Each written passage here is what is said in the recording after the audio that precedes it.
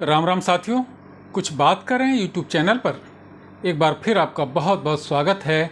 मैं हूं हीरेंद्र कुमार अग्निहोत्री। साथियों, जैसा कि मैंने आपको पिछले वीडियो में बताया था, जो मैंने हंस गीता पर बनाया था, कि महाभारत एक अद्भुत ग्रंथ है, एक अलौकिक ग्रंथ है। और इसमें एक बहुत प्रसिद्ध जो गीता है वो है श्रीमद् भगवद गीता। उसका तो कोई जोड़ नहीं है, लेकिन इस महाभारत ग्रंथ में और भी 3-4 गीताएं दी हुई हैं, जिसमें से एक हंस गीता है जिसका मैंने पिछला वीडियो बनाया था, और एक पराशर गीता है जो शांति पर्व जो महाभारत में है उसमें दी हुई है।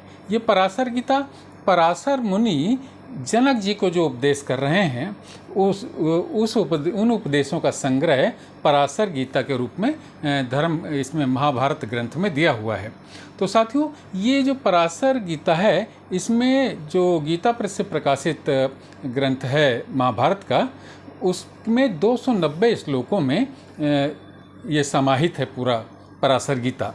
लेकिन मैं इसके आपको 5-6 श्लोक ही पढ़ करके उनका अर्थ सुनाऊंगा, जिससे आपको ये अंदाज़ा लगेगा कि ये पराशर गीता भी बहुत अद्भुत है, बहुत अलौकिक है और बहुत अनुकरणीय है। हमारे आपके जीवन, प्रतिदिन के जीवन में जो बातें आती रहती हैं, जो हमें करना चाहिए प्रतिदिन के जीवन में, उनका उपदेश इस पराशर गीता में दिया हुआ है। तो साथियों, इसमें जैसे कि श्रीमद् भगवद गीता में कर्म की प्रधानता है, वैसे ही इसमें भी कर्म की प्रधानता है। और आप देखिए कि मैं आपको इसको पढ़ करके सुनाता हूँ कि पराशर ऋषि कहते हैं जनक जी से कि मनुष्य शरीर की आयु सुलभ नहीं है, वह दुर्लभ वस्तु है, उसे पाकर आत्मा को नीचे नहीं गिराना चाहिए। मनुष्य को चाहिए कि वह पूर्ण कर्म के अनुष्ठान के द्वारा आत्मा के उत्थान का प्रयास सदैव करता रहे।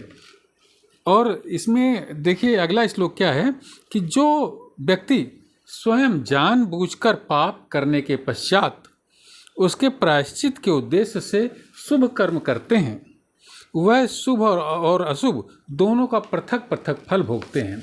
यानी कि जो जानबूझ करके पाप कर्म किया और फिर उस पाप कर्म के निवारण के लिए कोई अच्छा यानी कि शुभ कर्म कर दिया, यह सोच करके कि इससे हमारा पाप कम हो जाएगा, तो इस पराशर गीता में साफ साफ पराशर मुनि जनक जी से कहते हैं कि ऐसा नहीं होगा। आपने जो पाप कर्म किया है उसका फल तो आपको अवश्य मिलेगा, लेकिन इसके पश्चात जो आप शुभ कर्म कर रहे हैं उसका भी फल मिलेगा, उसका अच्छा फल मिल जाएगा, लेकिन पाप करने का फल तो आपको मिलेगा ही।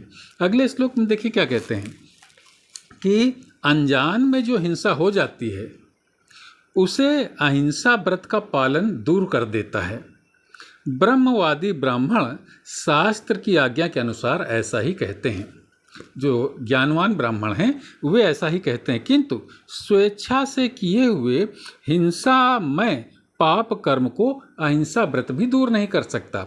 इसमें भी वही बात है कि अगर आपने जानबूझ करके कोई हिंसा की है तो उसको अहिंसा करने से वो हिंसा दूर नहीं होगी, उसका तो फल आपको मिलेगा, लेकिन अहिंसा करेंगे उसका भी अच्छा फल मिल जाएगा आपको।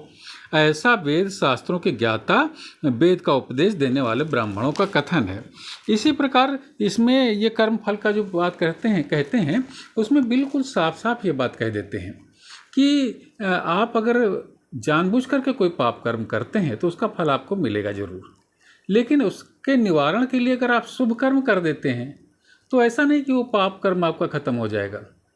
आपको शुभ कर्म किया तो उसका अच्छा फल मिल जाएगा, लेकिन अगर अनजाने में आपसे कोई अपराध हो गया है फिर उसके निवारण के लिए आप शुभ कर्म करते हैं तो वो जो पाप कर्म है वो समाप्त हो सकता है, या फिर उसका जो वेग है उसके जो परिणाम हैं वो कम हो सकते हैं। ये बात इसमें साफ साफ लिखते हैं।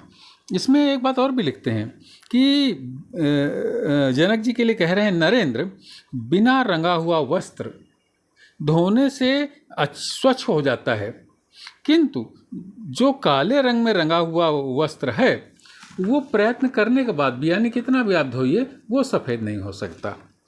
तो पाप को ऐसा ही समझो, उसका भी रंग उतरता नहीं है, जल्दी नहीं उतरता। इसमें लिखा हुआ है। और और आगे देखिए कितना अच्छा श्लोक इसमें लिखा हुआ है कि जैसे नए बने हुए कच्चे घड़े में रखा हुआ जल नष्ट हो जाता है, परंतु पके पकाए घड़े में रखा हुआ ज्यों का त्यों बना रहता है जल। अगर पके घड़े में रखा जाए तो ज्यों का त्यों बना रहता है। उसी प्रकार परिपक्व विशुद्ध अंतःकरण में संपादित सुखदायक शुभ कर्म निश्चल रहते हैं। यानी कि आपका जो विशुद्ध अंतःकरण है, पके हुए घड़े के समान उसको कहा गया है, उसमें जो आपके शुभ कर्म हैं, सुखदायक कर्म हैं, वो सुरक्षित रखे रहते हैं। और कच्चे घड़े में यानी कि अशुद्ध मन में, दूषित मन में आपके कर्म पाप वाले ही कर्म होते हैं। उसमें जो आप पाप कर्म रखेंगे वो आपके जल्द ही नष्ट मतलब आपको दुखद परिणाम देंगे। तो मैं ये कह रहा था कि ये महाभारत एक अद्भुत ग्रंथ है और इसमें श्रीमद् भगवद गीता के तरीके से कई गीताएं दी हुई हैं जो श्रीमद् भगवद गीता के बराबर तो नहीं है, क्योंकि विद्वानों ने तो सबको सबसे श्रेष्ठ श्रीमद् भगवद गीता को ही माना है। लेकिन ये पराशर गीता, इसको आप 290 श्लोक हैं इसमें, इसको पढ़ेंगे तो आप जानेंगे कि ये कितनी उपयोगी है। इसमें तो 290 श्लोक हैं, लेकिन गीता प्रेस वालों, वो आर्य समाज वालों ने एक ये भी देखिए ग्रंथ प्रकाशित किया है महाभारत का। इसमें उन्होंने पूरे महाभारत से जो उनको अनुपयोगी बातें लगी वो हटा करके इसमें प्रकाशित किया है। तो इसमें पराशर गीता में 60 यानी 60 श्लोक जो है वो रखे हुए हैं, जबकि गीता प्रेस वाली में 290 श्लोक हैं।